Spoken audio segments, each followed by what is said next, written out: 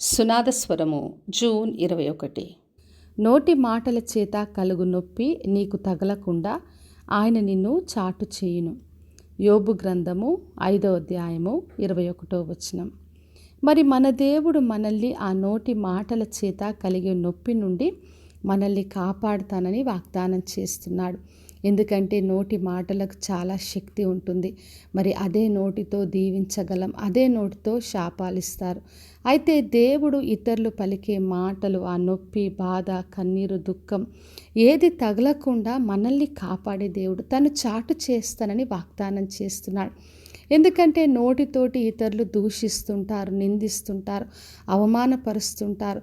మరి కత్తిపోట వంటి మాటలతో మరి బాధను, దుఃఖాన్ని కలగచేస్తారు. అందుకే ప్రభు బయలుపరుస్తున్నాడు, ఆ నోటి మాటల చేత కలిగి ఆ నొప్పి నీకు తగలకుండా చాటు చేస్తానని వాగ్దానం చేస్తున్నాడు. మరి హెచ్కేలు గ్రంథం 36వ అధ్యాయం 15 వచనం రాయబడి ఉంది, అన్ని జనులు చేయు అపహాస్యము నీకు వినబడకుండా చేస్తానని ప్రభు బయలుపరిచాడు. అంటే ఇతరులు మాట్లాడే మాటలు, అపహాస్యము, నిందలు, అవమానం ఏది కూడా వినబడకుండా మనల్ని చాటు చేసే దేవుడు. అందుకే మనము ఆయనను ఆశ్రయించినప్పుడు ఇతరులు పలికి ఎటువంటి మాటలైనా కూడా మనకు తగలకుండా మనల్ని కాపాడి రక్షించి మనకు సంతోషాన్నిచ్చే దేవుడు.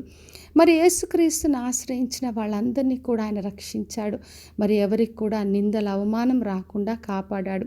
మరి ఒకసారి వ్యభిచారం చేసిన స్త్రీని యేసుక్రీస్తు దగ్గర తీసుకుని వచ్చి అందరిలో రాళ్లతో కొట్టి చంపడానికి, నిందించి అవమానపరచడానికి చూసినప్పుడు యేసుక్రీస్తు ఆమెను కాపాడి రక్షించాడు. మరి ఆమె కాదు, ఎంతమంది ఆయనను ఆశ్రయించినా వారు ఎటువంటి స్థితిలో ఉన్నా కూడా దేవుడు వాళ్ళని రక్షించిన దేవుడు. కాబట్టి నా ప్రియ సహోదరి, సహోదర, మన దేవుడు మనల్ని రక్షించే దేవుడు. నోటి మాట చేత కలిగే నొప్పి తగలకుండా మనల్ని చాటు చేస్తాడు. కాబట్టి విశ్వాసంతో ఆయన ఆశ్రయిద్దాం.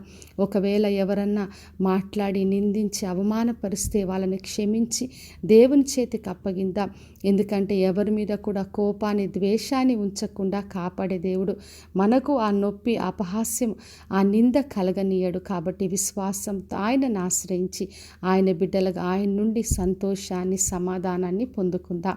ప్రార్థన చేసుకుందాం. పరలోకమందున్న మా తండ్రి, మా దేవ, ఈరోజు ఇచ్చిన వాగ్దానం కొరకే వందనాలు. ప్రతి ఒక్కరిని దీవించి ఆశీర్వదించండి ప్రభువా. ఎవరికి కూడా ఆ నోటి మాటల చేత కలిగే నొప్పి తగలకుండా ప్రతి ఒక్కరిని చాటు చేసి రక్షించండి. ప్రతి ఒక్కరిని దీవించి సంతోషం, సమాధానాన్ని కలగచేయమని యేసు నామములో అడిగి వేడుకొంచున్నాను తండ్రి, ఆమెన్.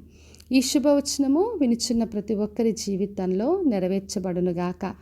నేను మీ ప్రియ సహోదరి మంజులాచరణ్.